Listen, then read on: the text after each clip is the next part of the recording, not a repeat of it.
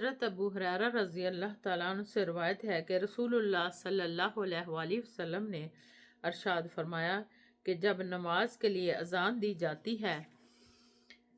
تو شیطان پادتا ہے یا ہوا خارج کرتا ہے تو پیٹھ پھیر کر بھاگتا ہے تاکہ اذان کی آواز نہ سنے،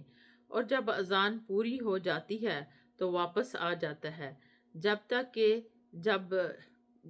یہاں تک کہ جب تکبیر کہی جاتی ہے تو پھر پیٹھ پھیر کر چلا جاتا ہے، اور پھر